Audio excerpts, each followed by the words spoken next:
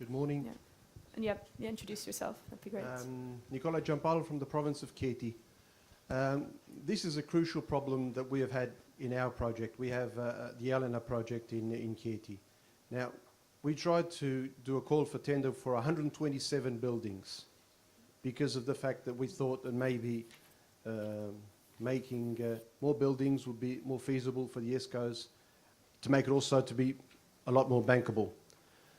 What happens is that when you have 127 buildings like we have, and you need to make energy efficient investments over a 15-year contract span, the problem is, and I go back to what the public authorities can do, is that we don't know what will happen to these buildings over 15 years. We have kindergartens that are closing, we have schools that are closing. Therefore, when the ESCOs went to their bank to see if the project was bankable, the first negative tick was that we know that schools are closing, we know that kindergartens are closing, we know that public gymnasiums are closing, we know that public swimming pools are closing, or they're closing. They're being sold to private enterprises, of course, because the public administration don't have the financial sustainment and sustainability to be able to restructure or to maintain. So the first thing that we need to ask to the public authorities is to ensure that the buildings that belong to these projects actually remain public for the 15-year length of the contract. That is what we've been asking, but of course the authorities won't give you that guarantee. So the first thing that they will say is that the same levels of energy consumption that are our crucial baselines are not guaranteed over the 15-year period. This is one of the problems. If you have answers to that, we would dearly love to have your feedback. Thank you. Can I say something about that? Yeah, we'll take one or two more questions and then we'll come back. Here at the very front, if you put up your hand, we'll get a... My name is Sanjeev Kumar, the founder of Change Partnership, an environmental think tank. Fascinating discussion. I hear two things that are coming out. The first one is, as everyone in the panel is saying, it's not a supply problem, it's a demand problem. And then Marie Donnelly said that we need to think again about the behavioural aspects of trying to get people on board. So it got me thinking of making energy efficiency or identifying projects a much more sexy and high level activity. And that might be firstly by changing the name. I mean, for example, instead of looking at energy efficiency goals, it could be carbon management goals. That's what we tried in the UK about a decade ago. The second thing could be to actually identify a champion, like a personality, to go out and find the projects, and effectively then you have a one-stop shop in which you can integrate and look at a bigger story. So a classic example of that is Alan Jones in Woking Borough Council in the 90s to the early 2000s, where he delivered so much in terms of district heating schemes, fuel cell testing, because it was his personality and it was his ability to engage and effectively bring together lots of projects with one person to engage with. So it's just an idea rather than a... Okay. We'll take one more question at the back and then we'll come to you afterwards. We'll just get those answers. Thank you. Enrique from Cities Energy. Cities Energy is a project about basically renewable energies and crowdfunding. Now, the question I'd like to ask is to address again the issue of authorities, but now from a different perspective. On our project, we basically haven't found any problem on the side of finding projects or eventually financing the projects. On the other hand, we have a problem which is related to a lack of regulatory framework. When we come to crowdfunding, particularly if it's about cross-border crowdfunding, there's a lack of regulation. So my question is, one, if you have ideas to share with us, they will be most welcome. But secondly, do you also find on the kind of projects that you finance, do you also find problems with the current regulatory framework? Thank you. Okay, we'll start with answering those. Yes, I've seen two more. We'll come to you in a moment. Otherwise, we're going to have too much. Steve. Okay, I'll start with the first one. The 127 building problem. Every local authority that I know is looking at their property portfolio and they're either closing buildings or merging buildings, and that is an issue. And clearly it's a big issue, it is a risk, and finances quite clearly identify it as a risk. I think very often what's happening is that movement is actually stopping people doing anything. And the authorities that are actually getting on and doing stuff are saying, okay, we know that process is happening, but we can at least identify out of that 127 buildings. There are some buildings that, you know, barring complete catastrophe or change of plan, they will be there and they can put them there and we know they'll be there. So you can at least do something around those buildings. But also that problem is no different from industry. I mean, for many years, I had Guinness as a client. Guinness Brewery, great client to have. You know, everybody in the world knows who they are and everybody knows what the product is. And you think Guinness, absolutely secure, safe brewery. What do? They close a brewery. But the contract had to recognize that that may happen and had termination. I mean, buildings stop, changes use, that you can't take away that risk. That's just fundamentally a risk of an investment, just like it is for any other type of investment. So, you know, you just need to manage that and building termination clauses, but focus on the core buildings that are going to be there. That would be my answer. I just want to add on what Steve has actually said. That's why actually for that kind of complexity that we have in the projects like Haiti, so then you have the EIB money, which knows more or less how to deal with it, so you have funds like this which are looking at that kind of structure. The normal bank, probably the situation as you expect, will never look at this. That's why, I mean, in that sense, in order to set an example, that's why we're looking at that so-called, I would say, a little bit sick child on the market, so that we could be able to offer the structured solutions around it. So and I think that's why you should actually most likely approach the EIB team or the funding solutions like ourselves. We will think, okay, how could we get this project done? Because that's what we are dealing with sick children. It's more easier to finance a project and to get the money from Caisse de dépôt for a very plain, straightforward for financing. But if you have the situation like this, then it becomes difficult. Would that mean also the cost of money higher? Because It will not be higher. That's why I want to emphasize. I mean, we as an instrument set up by European Commission, and I have to emphasize again, the demand of projects is not high. So we are really we do have a good pipeline, but we still need to look for the projects to finance. So it doesn't mean that will be higher. We are not financing the level that EIB will be financing, but we will be financing the market rate. So the funding of the bank, if you go to the local bank in São Paulo, IMI, it will be probably giving you the same rate as I will give to you. But the complexity, I mean, there is a complexity and there is a risk. So that should be, it doesn't mean that it will go up on above the market levels, but it will be at the market levels. It will be definitely not subsidized. Miguel. Okay, we'll go to Miguel just after. Go ahead. Okay. It's all right. Go ahead. No, Michael, if you want to go first. No, just go. It's all right. It's fine. Oh, this is working already. We can finance that as well. For at least have a look at it. So what matters to us is not that the swimming pools or schools will not be there 10 years from now. What matters is that the municipality would be there and the citizens would be there. So with the contracts, I'm sure we can look at that. It's complex, but that would not be a problem. And having talked about solvency, I mean, most of the municipalities in Europe are good in solvency for us because they have the state behind, the region behind, so on. Could I just... Okay, go ahead. I don't need to be here. Go ahead. That's fine. The debate takes off. That's the idea. Go ahead. And then Francis, because he needs the floor. You mentioned price, and this is a theme we are continuously discussing with public authorities, but as we listened before, prices are not the real critical issues right now.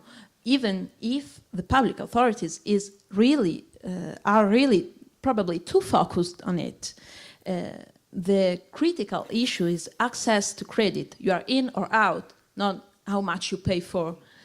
And the ESCO here are saying this too. So probably we have to move the focus from price to creditworthiness. Okay, Francis. I'd like to add two more things. Is first of all, when we talk about ESCO, not all ESCOs are the same. Not everybody is doing on, some of them are working on best effort, otherwise have EPC contracts. So as a bank, we will have a look whether there is a contract behind it, one of the things. Second thing is, how are the risks, the behavioral risks of the occupation of the building, the guarantee that the same occupation of the building will be held, and what if there are elements which are not taken into account. So is the risk elements which we didn't saw in the first contract we received from ESCOs in Belgium. When we see today, the contracts have had an evolution where they integrate today the integration of risk on the buildings. We see sometimes contracts where they have a best effort for 30 years. We will not give a bankability project. We will not see it as a bankability project. Pooling, I think it's quite interesting for projects. And maybe on the last question, crowdfunding, as a bank, maybe it's quite logic, but we looked at crowdfunding also in Belgium. We don't believe that today crowdfunding on individual projects for public authorities will work. There is too much risk. Maybe for some individual smaller projects, crowdfunding is quite good, but not for energy efficiency projects.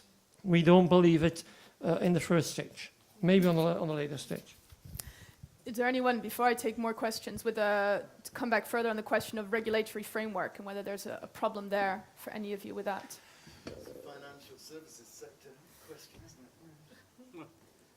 it? Just a quick response. I actually like the idea of crowdfunding, but it is more of an idea than anything else. I think it's got huge potential for bringing in that other aspect which was mentioned, which was people's involvement and understanding of energy efficiency. Potential is huge, but scale is an issue, and regulation in the whole crowdfunding area, whether it's energy efficiency or something else, is a problem. No doubt there will be huge collapses and scandals at some point, and then regulation. And then regulation. But that's outside the remit of this meeting, for sure.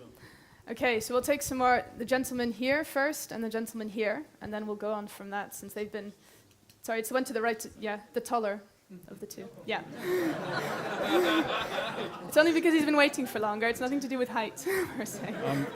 Hi, it's Tristan Oliver from the Mayor of London's refit framework, and I just wanted to share with the way we deal with this bundling and size and also the uncertainty with buildings. So what we do is when we talk to the authorities, we try and get them to put all their buildings in the tender, which is maybe what other people try and do. But we have two different lists. So there's a list for the tender, and then we get them to list all their other buildings. So we have an NHS putting all their hospitals in, a borough putting all their buildings. We had 7 boroughs putting in 250 buildings. And the point is that you can run a tender on the first phase, which is the buildings that everyone's certain of, has the certainty. And then you can roll things out on a phased basis when those authorities have the certainty of the buildings being able to be delivered. So that's the way we get around it, and also it makes it much more attractive to the ESCOs when you've got a big size and you've got hundreds of buildings. So I just wanted to share, we have a solution, we think, to this problem, and we use it all the time. And also, we want to save as much carbon as possible in London, so as many buildings we have, we talk to the authorities, we benchmark all their buildings, so we're telling the senior management what the big opportunity is of energy saving across their whole estate. That's it, thank you. Okay, thank you.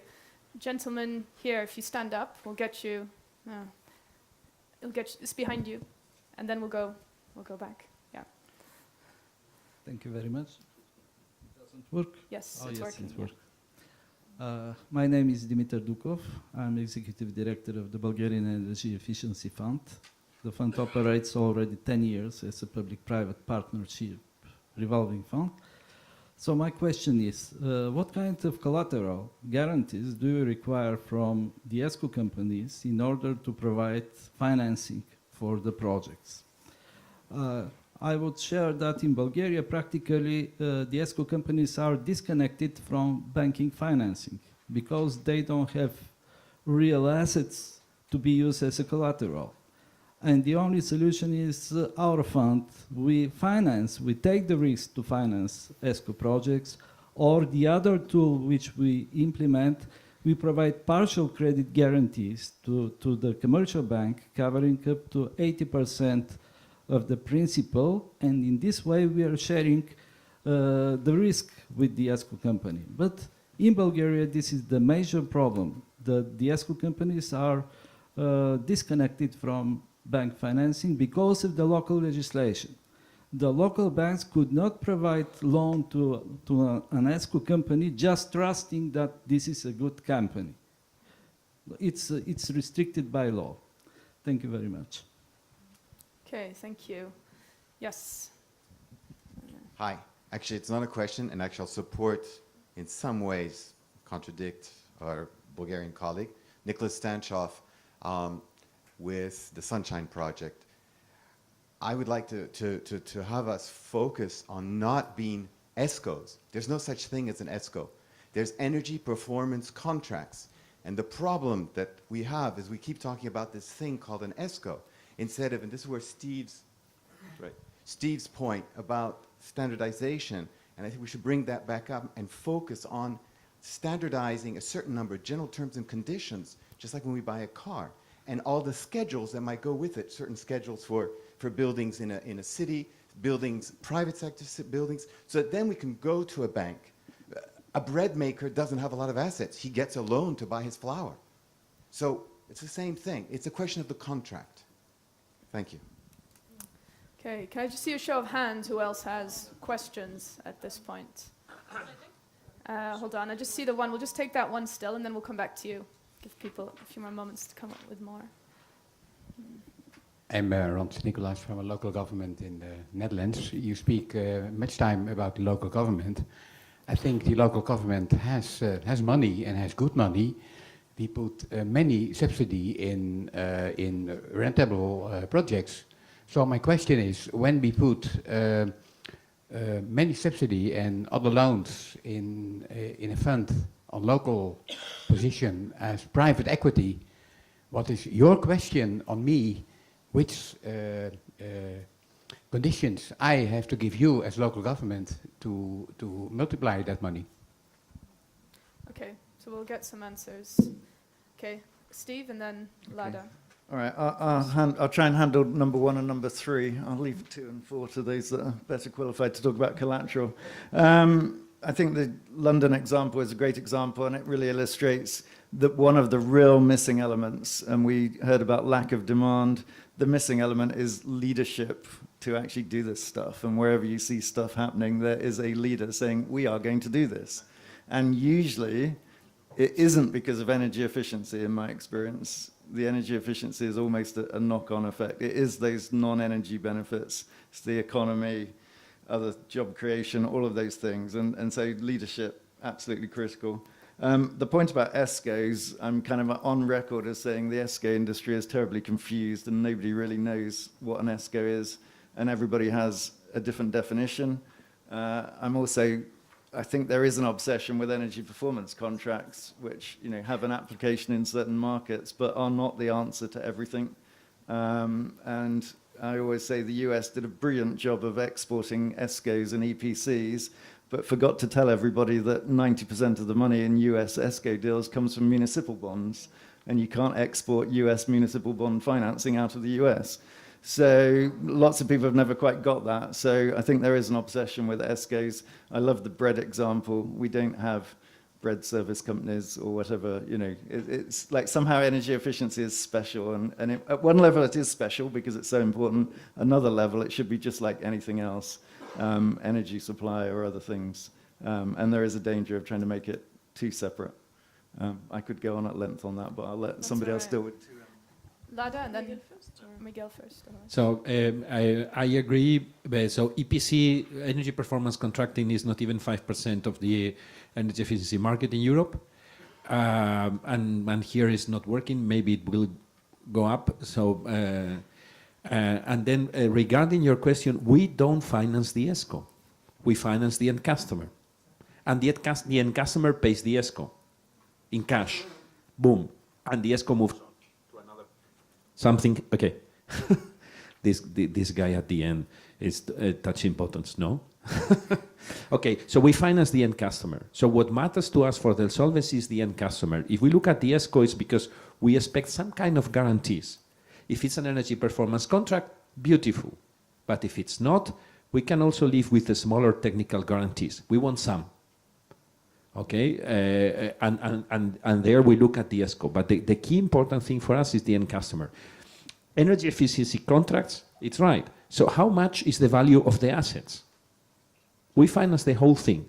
We finance the assets, we finance the know-how, we finance the engineering, we finance the implementation, and we finance the margin and the benefit of the ESCO. And the assets are not even 1/3. In some cases, even less. But we pay for the whole thing. So asset is not a collateral. That's why we look at the end customer and the cash flows of the project. And in some cases, we do something between, so it's project finance, non-recourse based, and some cases more recourse based. We're very flexible there. Eventually, the market will become more standardized, but we are at the beginning, like renewables 15 years ago, and we need to live. I often say that we at SUSI Energy Efficiency Fund, we have the advantage and the disadvantage of being a first mover at the European level. And I can tell you more about that in the lunch. Okay, Lada, maybe on the question of the conditions that you would ask of a local authority. The conditions where... Do you want to do that? Yeah. Sorry, it's because you were doing several questions at a time about the money multiplier.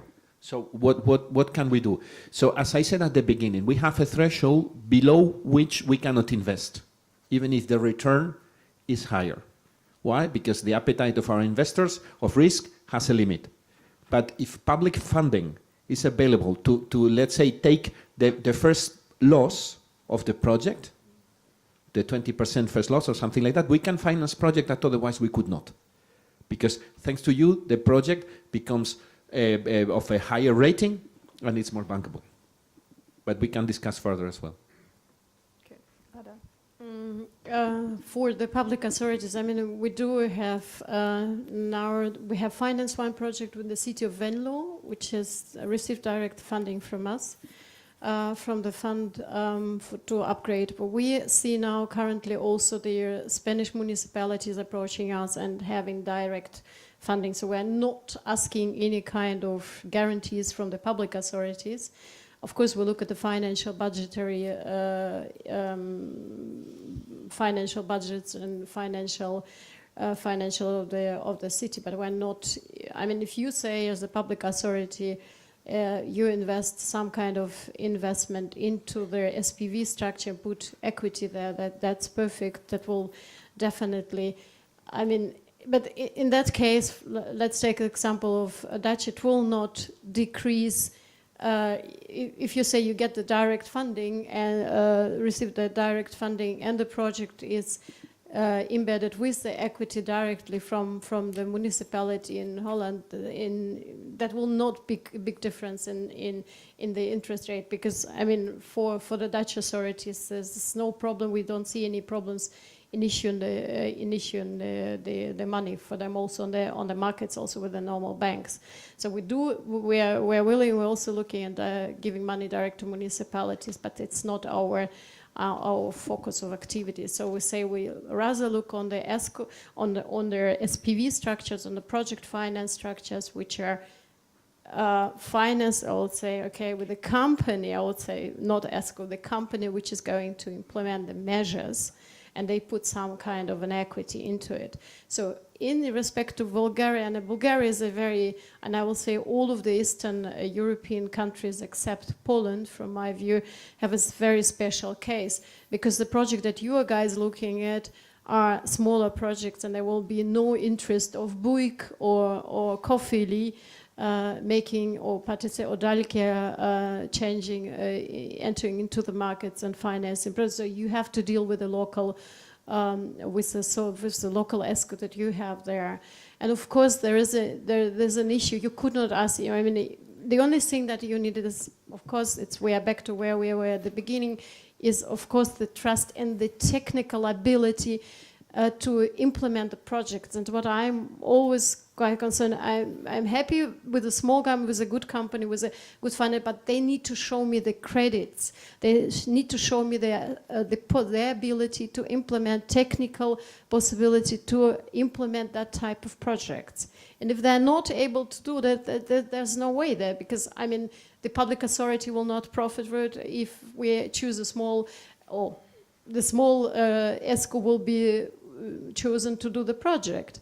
So you need to have this credibility of ability to implement, the know-how to implement, and also the knowledge of the equipment you're installing in the authority. And I think this is an issue that you guys are facing in Bulgaria, which we don't have, because for a time being, as I said before, we're dealing with a larger companies who are really have not built one CHP plant, but 100 CHP plants all around Europe. So it's for us, of course, a little bit easy, and we're not asking any guarantees, financial guarantees from the ESCO. So what they bring their know-how, they bring their equity. Some of them bring equity into their project structures.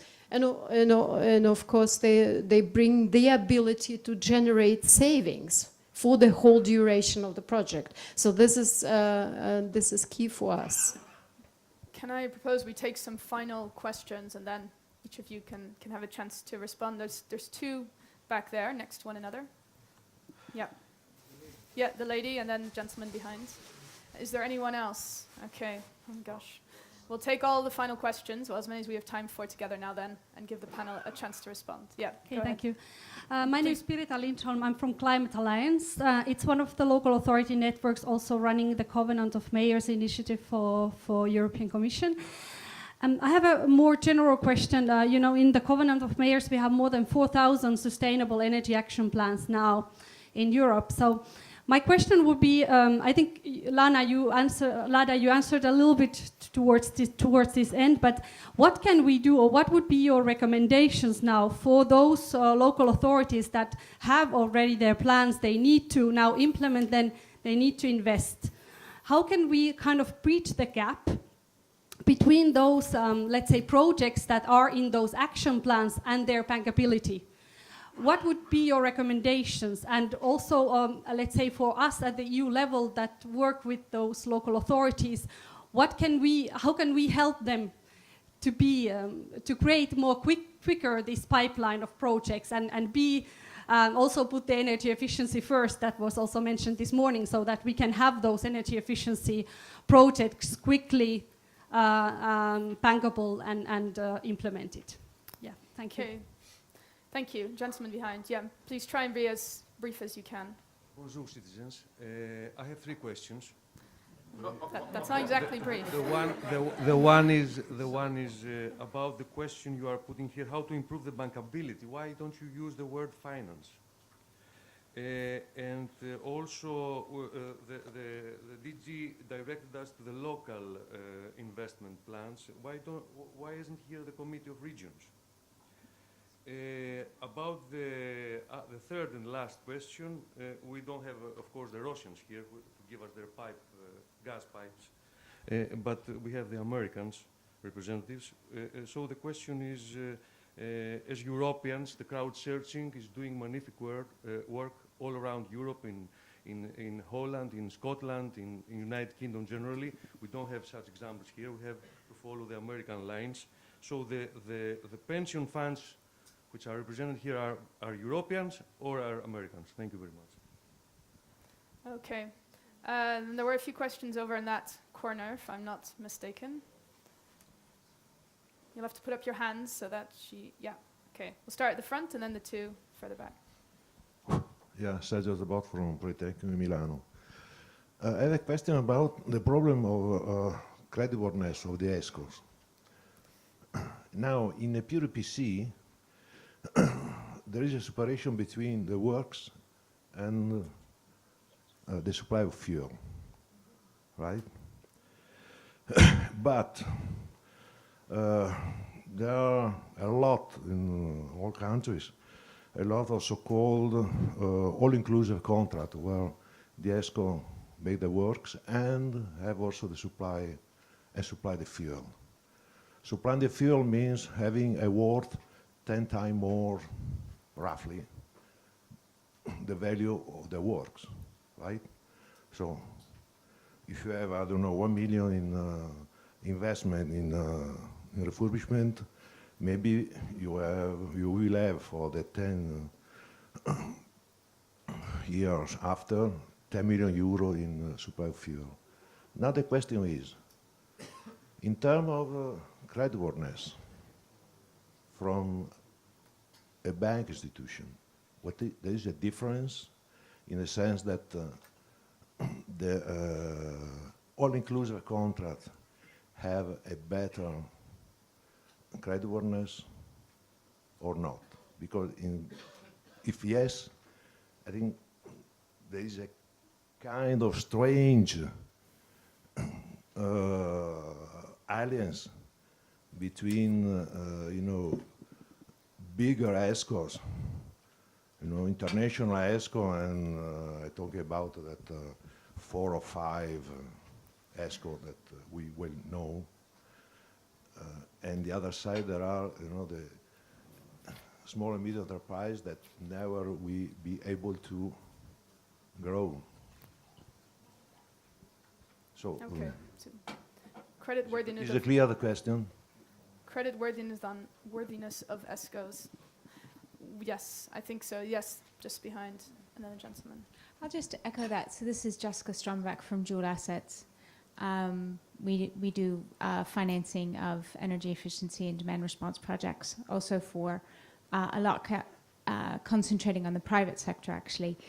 One thing that I found interesting about this discussion, and I realize it is the topic of the conference, but we are talking massively about large ESCOs, large projects, and cities running them, all 3 of which, barring the large ESCOs, but at least 2 of them are very slow and extremely limited.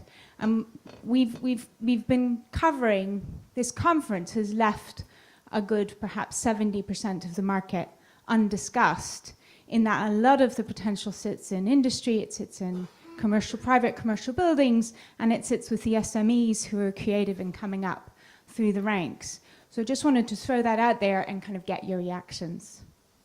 Okay, thank you. Gentlemen. Yes, Lieven van Staalen, co-CEO of Energy Invest and president of the Belgian ESCO Association. I have a question about the role of project facilitators in structuring financing. As we've seen, most of the countries in which third-party financing, particularly in combination with energy performance contracting ESCOs, have been successful is because there have been either public and or private facilitators helping, assisting end customers with the knowledge that is very often lacking, bringing in expertise, bringing in resources. And we see certainly in Belgium here a growing role in helping them also on the financing part. And my question is, do you have experience with projects in which facilitators play a role? Do they bring an added value to your experience in such projects? And have they been more successful in preparing projects so that they get basically financed and get more bankable? Thank you. Okay, thank you. I think that's probably it for, I'd seen you. I haven't seen anyone else though, so that's, yeah, we'll have the final question here at the front. And the rest of your questions will have to wait till lunch, I think. It is not just a question, it's just a statement from Barcelona province. I think for me it's most beautiful in the sense of that in Barcelona province we have had 100 million euros invested in different projects. In 200 we have had 200 applications for us, and this means that we have had 100 projects invested in means that because we have had an approach where we have been working local with each municipality, which has been very important for us because as Ms. Donnelly said, we have to incorporate the citizenship in those projects.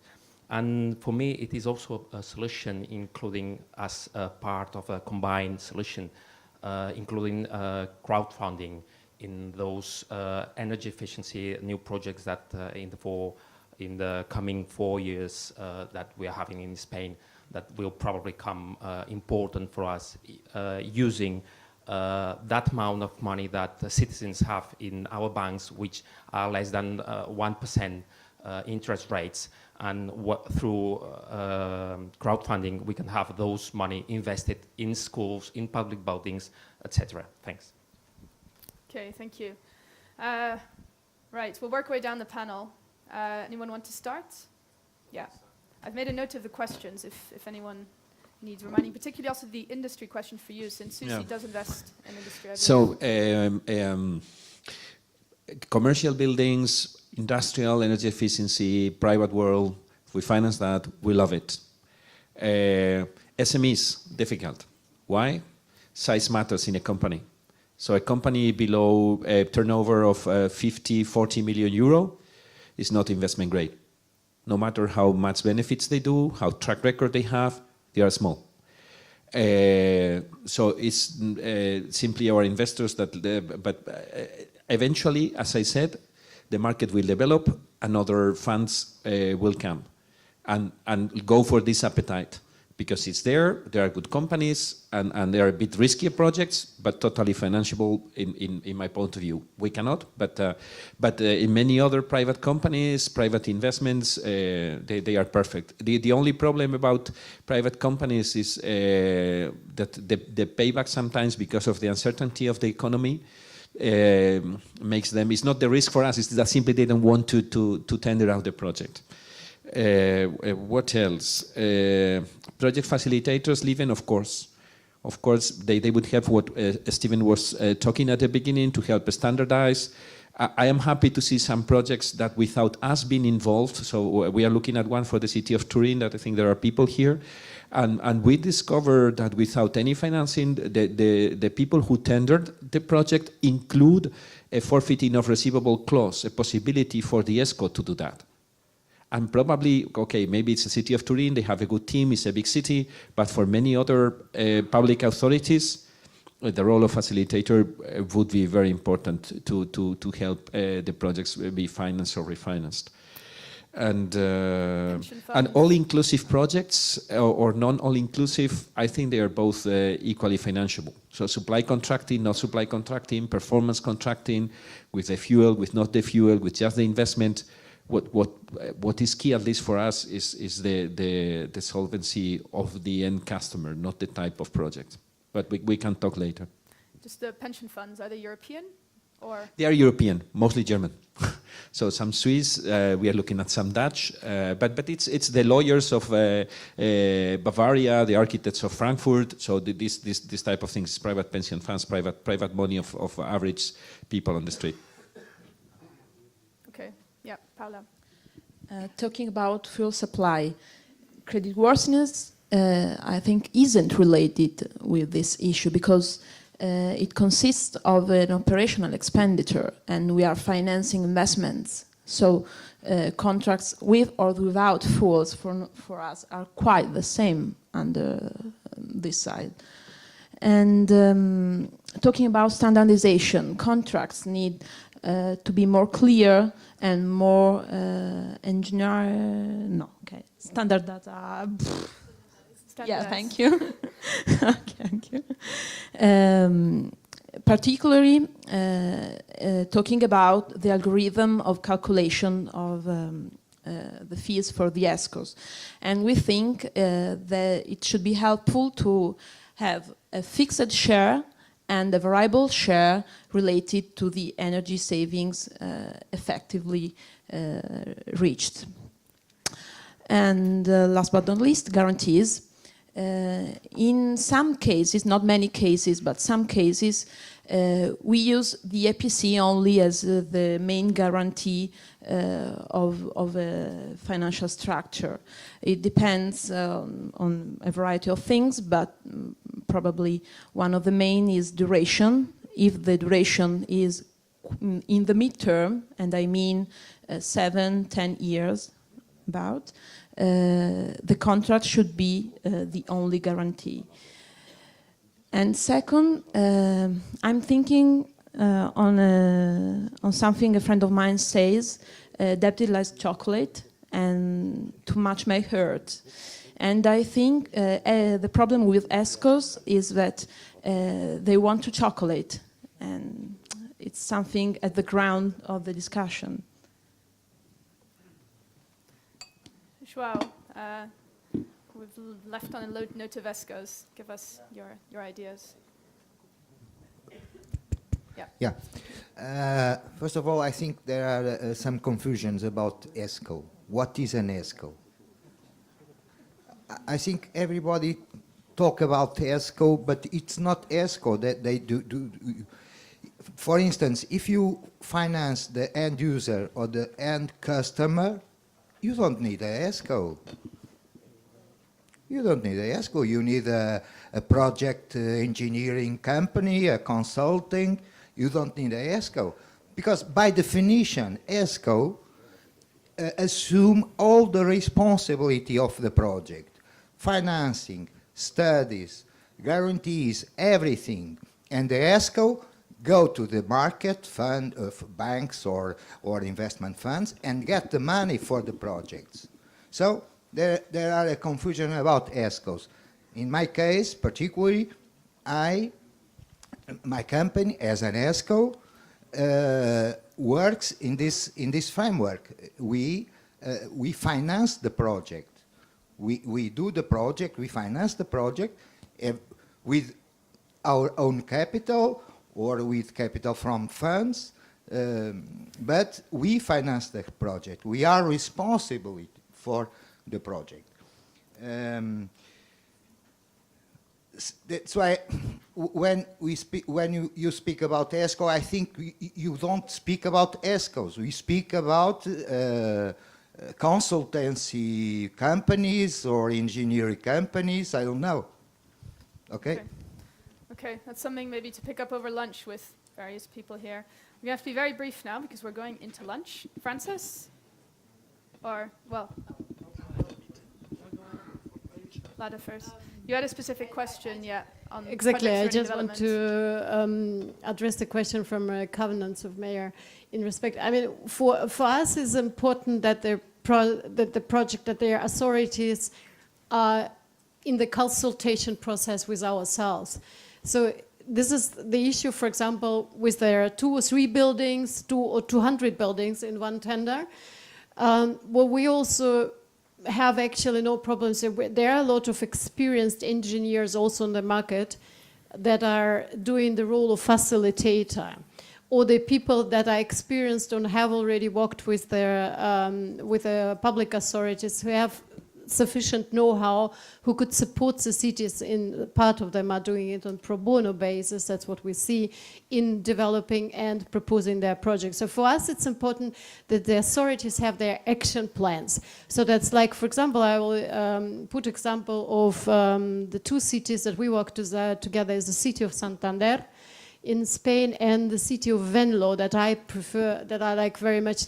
These 2 cities, they have a full program that they put in place. So that's not only just one measure. I just try to upgrade the schools buildings and put this in the tender, but they have a comprehensive strategic plan, and it's not only about energy efficiency. In Santander, there's some part of the smart city and how do you manage some other public services. And in Venlo, for example, there's the first cradle-to-cradle building, which is part of their concept, and they have some other projects on the pipeline. So what we like is having this comprehensive project concept, not like picking the activities. And I think that's where facilitator come in. Some people with experience, whether that's consultants or the people working with the public authorities. For us, it doesn't really matter. So because we want to see the help also, whether the help comes directly from the city, comes from the European Commission, we really don't worry about. But for us, once again, is important a comprehensive plan. How do you want to put your cities, make your cities more viable for your citizens in 10 or 15 years' time? I think our panelists are going to have to start to go. Is there a final thought from either Francis or Steve? If not, we're going to go for lunch. Okay, just really quick, couple of points. The thing about local banks, I think, is really important. If you look at what's happening in the US, a lot of really good stuff is being done by little local banks that you and I have never heard of. The SME point, hugely important. There is a lot going on in SMEs and a lot of people starting to lend money on SMEs. I think commercial buildings is a huge untapped area, but it will not be solved by energy performance contracts. I absolutely predict. Okay, and then capacity building, project facilitators, that's clearly about capacity building. Yeah, we need to build capacity on how to develop projects, which is what we've been saying all along. Francis? I'd like to give some elements on the questions which were raised. First of all, bridging the gap to local authorities. For instance, in Belgium, we see that more than 170 of the 589 also smaller municipalities signed the Convention of Mayors and have a sustainable energy action plan. There is a role for facilitators and intermunicipal organizations to play because municipalities do not always have the capacity or the technical capacity. So I think there is a role for facilitators and the municipal organizations. How to stimulate the market, and I think Steve also mentioned politicians. What do they care about? Well, when we see an uptake with our program in Belgium, well, we also talk to them, well, you do not have access to the European grants today because you're too small. Thanks to this program, you have European money. Use this in your communication. They use it, first of all. Secondly, what is the social impact? We ask them what the social impact of their project is. Use it in your communication. Do something with it. And this is what they care about, indeed, is communicate and make services for the citizens. Use it in the communication, because in the actual economical crisis, it's not easy for public authorities to realize projects. And that is what they do in Belgium, even smaller municipalities. I'm going to have to leave it there. Okay. 10 more seconds, that's it. The last element I'd like to address is the smallest project we finance today in this program is 33,000 euros. And it's the energy efficiency one. So it can be smaller projects, it can be bigger projects. But they are all in a global approach. I think this might rest my case. It's great, thank you. In the interest of lunch, I will forego a conclusion of what was, in any case, a very rich discussion. Thank you for being a wonderful panel, responding to one another. Thank you for your stimulating questions. I think with that, well, a round of applause. All of you.